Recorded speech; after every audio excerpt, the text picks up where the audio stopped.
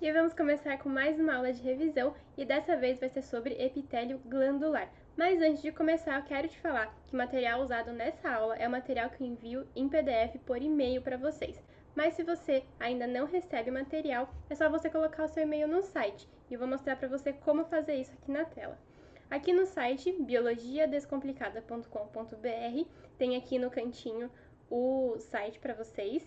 Aqui no site, então, vocês têm essa parte aqui de revisão. É só vocês clicarem, entrarem na parte de revisões e aí vai ter um formulário para você colocar o seu e-mail e a partir de então começar a receber esses materiais no e-mail.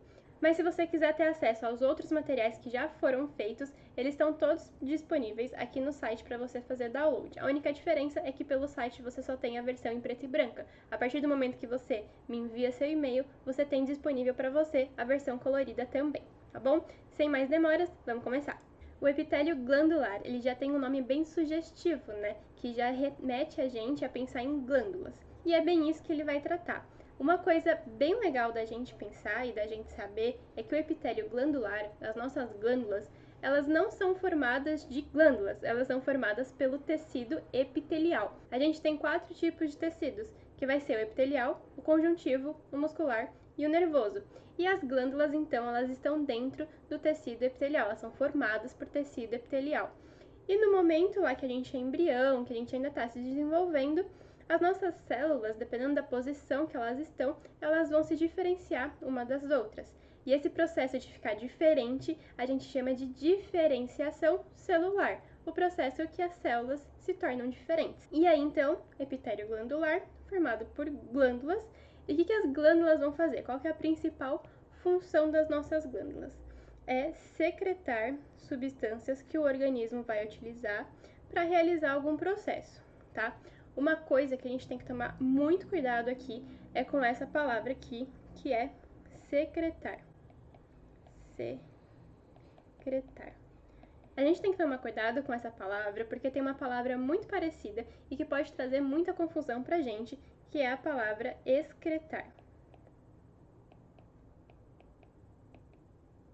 E qual que vai ser a diferença dessas palavras? Secretar é quando o organismo secreta, ele coloca para fora, tá? E a gente já vê qual é realmente o lugar que ele põe essa secreção, mas é uma substância que ela vai ser útil para o corpo, ela vai ser utilizada para realizar algum processo. Já quando a gente excreta, quando a gente faz o processo de excreção, a gente está eliminando algo que não é mais útil para o nosso corpo, tá? Por exemplo, quando a gente vai ao banheiro, é uma excreção, tá bom? Não é mais útil para o nosso organismo. A gente já absorveu todos os nutrientes da comida e chegou na fase final da nossa digestão, então a gente faz a excreção. E aí, então, a gente vai ter no epitélio glandular 2 tipos de glândulas. Eu representei aqui no desenho a glândula 1, tipo 1, e a glândula tipo 2, tá bom? Aqui e aqui. Nota já logo de cara que tem diferenças bem grandes nos desenhos. A glândula tipo 1, ela é mais alongada, e a glândula tipo 2, ela tem um formato mais globular, mais arredondado, e não tem aquele alongamento da glândula tipo 2. Isso vai ser uma característica bem importante para a gente conseguir diferenciar os tipos de glândulas. E aí, então, a primeira glândula, a glândula tipo 1, vai ser a nossa glândula que a gente chama de glândula exócrina. Exo, do grego, significa fora e crinos significa secretar. Se a gente pegar essa etimologia, ela já dá a dica pra gente que a secreção aqui é para fora da onde? Para fora do corpo, tá? Então, elas vão secretar substâncias para fora do corpo ou para a cavidade nos órgãos, tá bom? E aí vai acontecer a secreção através dessa estrutura aqui que é mais alongada, que a gente chama essa parte aqui de ducto, tá bom? Que é uma característica das glândulas exócrinas. Quais são os exemplos, então, de glândulas exócrinas que tem no nosso organismo e no organismo de outros seres vivos também? A gente tem as glândulas sudoríparas, que são aquelas que vão secretar suor. E qual que é a função da gente secretar suor? Por que é útil a gente secretar suor? Porque a gente regula a nossa temperatura corporal. Outra glândula exócrina vai ser a glândula salivar. Por que é útil secretar saliva? Porque a saliva ela tem a função de fazer com que o alimento vire aquele bolo, né, dentro da boca, de amolecer o alimento, de umidificar o alimento e tudo mais. E a outra glândula que a gente tem, e sim, é uma glândula, é o fígado, tá bom? Muita gente pensa que é órgão, mas o fígado é uma grande glândula que a gente tem no nosso corpo. E ele vai atuar como glândula exócrina quando ele libera bile no intestino. Lembrando que a bile, ela não é uma enzima, ela não acelera o processo de digestão. Ela só vai ajudar a emulsificar os lipídios, a quebrar eles em pedacinhos muito menores para aumentar a superfície de contato desses lipídios e então as enzimas conseguirem desempenhar um papel muito melhor em cima desses lipídios, digerindo esses lipídios. O segundo tipo de glândula que a gente tem são as glândulas endócrinas. Endon, né, do grego, vai significar dentro e crinos continua significando secretar. Então, secreta para dentro. Como assim eu secreto algo para dentro? Na exócrina, a gente secreta para fora do corpo. Na endócrina, a gente vai secretar dentro do nosso corpo. E vai ser uma secreção que vai direto na corrente sanguínea.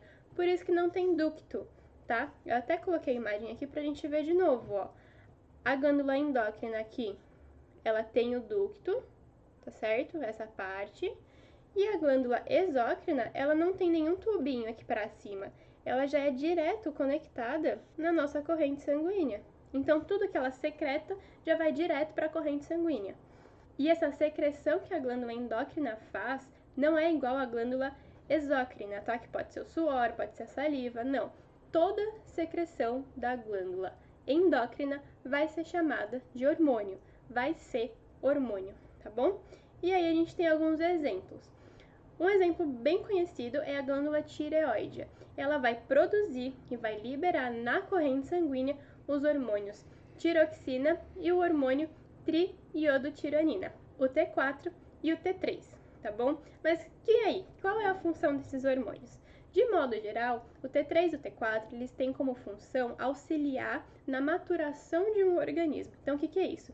Nos sapos, por exemplo, ou nos anfíbios, como geral, que sofrem o processo de metamorfose, ou seja, o indivíduo jovem não é igual morfologicamente ao indivíduo adulto. O T3 e o T4, eles vão ser os hormônios que vão auxiliar para que essa maturação, para que essa metamorfose aconteça. E um exemplo um pouco mais perto da gente, na verdade, em humanos, é que a falta do T3 e do T4 durante a infância pode retardar o crescimento dos ossos, pode diminuir a velocidade com que os seus ossos se desenvolvem, com que os seus ossos crescem, tá? E o que isso pode provocar? Ao longo do tempo, se tem essa falta, a pessoa pode desenvolver uma doença que é conhecida como cretinismo, tá bom? Mas então, a gente pode ter uma glândula que é exócrina e endócrina ao mesmo tempo, ou uma glândula que possui as duas funcionalidades juntas? E sim, a gente pode, e vai ser o pâncreas, tá bom? O pâncreas ele pode atuar tanto como glândula exócrina, tanto quanto uma glândula endócrina. E ele vai ser endócrino quando ele vai produzir insulina. O que isso faz? Diminui a taxa de glicose no organismo, certo? E quando que o pâncreas vai ser uma glândula exócrina? Quando ele liberar as enzimas digestivas, que é conhecida como suco pancreático. E aí elas vão auxiliar durante o processo de digestão na digestão de proteínas. E essa foi a revisão de hoje. Eu espero que vocês tenham gostado e que vocês tenham aprendido de uma maneira descomplicada. Até a próxima!